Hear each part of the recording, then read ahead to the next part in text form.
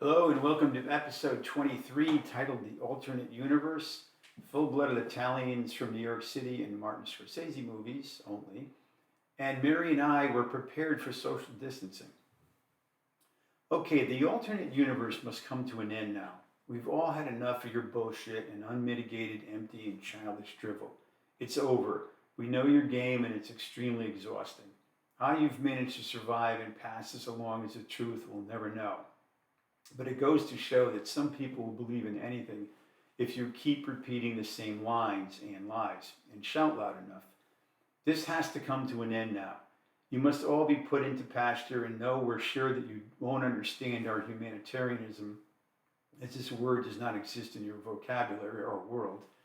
We will build a facility where you can air your warped opinions, babble, intellectual bankruptcy, gibberish, and nonsense, so that you can live out the rest of your existence in order to maintain this fantasy world that you somehow believe in and created. We will give you this much to work with.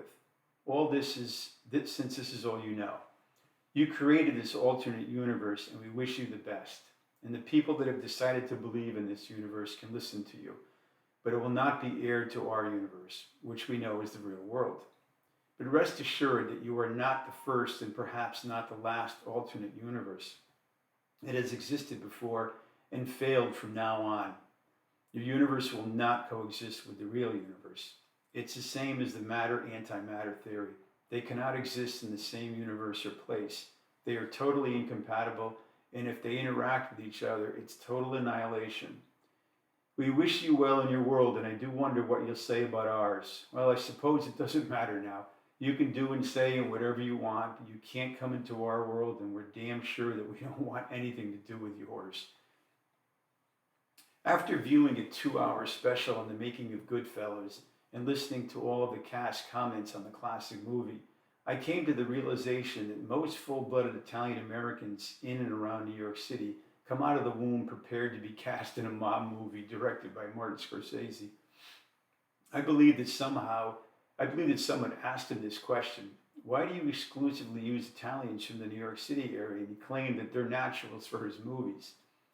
But sadly enough, at the advanced ages of Martin Scorsese, Robert De Niro, Joe Pesci, all the favorites, Al Pacino, Ray Liotta, Paul Sorvino, and the only non-Italian, Harvey Keitel, all from the city, The Irishman just might be his last great film. My wife and I were somewhat prepared for the coronavirus these past 2 years or so. We had been practicing social distancing for quite a few years. Only kidding, of course. I wish life could just stop every now and then and give us a breather.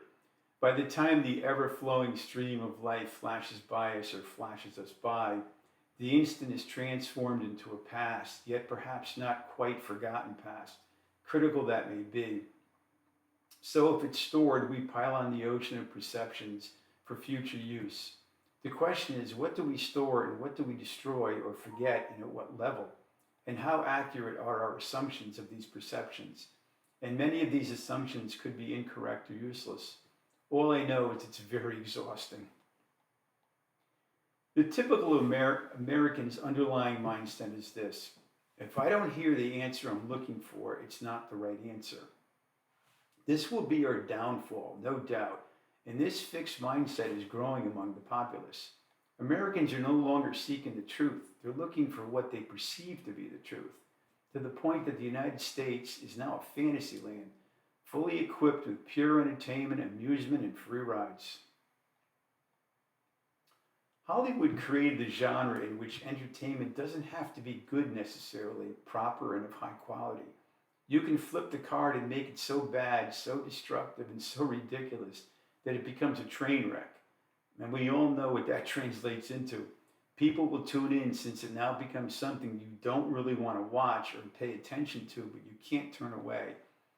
The director Ed Wood knew this very well. And Drew Barrymore's new morning show kind of knows this on a subtle level. And I'm not criticizing her. I actually like her show, and she comes across as very genuine and real. Not everyone falls into this trap, but I, for one, do. I loved watching Ed Wood's low-budget films simply because they're so farcical and hideous that you couldn't turn away. The movie is so bad that it's good and entertaining. Just check out Plan 9 from Outer Space And you'll know exactly what I mean. It's considered to be the worst movie of all time. This movie is so incredibly bad that it's entertaining, and according to a Google search, the total budget for the movie was approximately $60,000. And of course, this was 60 years ago. And it's probably not just true for TV and film, it applies to music and the online genre too. There's quality and then there's the inverse of quality, and they both share the need to be entertained, whatever the fashion. Doesn't always have to be high grade. I mean, after all, look what I'm doing. I believe that men actually become comedians, especially when they're married. Men cannot handle the energy, perfectionism, nagging, and persnicketyness of a woman, so we use subterfuge and deception, both necessities in comedy and entertainment, to counterbalance the conflict. It's a survival mechanism which, depending on your partner, either lessens the tension or, in my case, just exacerbates the stress between us, as my wife is quite tired of my feeble attempts at amusing her. Or as she is known to say quite often, you're the only one who thinks you're funny. And it doesn't matter to me if that's true, which it probably is, because it's my only internal shield for dealing with marital stress and anxiety and just living in general. But the battle burns on. I consider myself very fortunate that I have never been so depressed that I could never get out of bed and face the day. I can't imagine facing that level of despondency. And I admit that I, like most others, have endured some painful days and moments, but never at the extent where I couldn't function, although I do become a stupid, stammering, and harebrained idiot when I'm down and out. But on the flip side of this malady, I am a carrier of depression.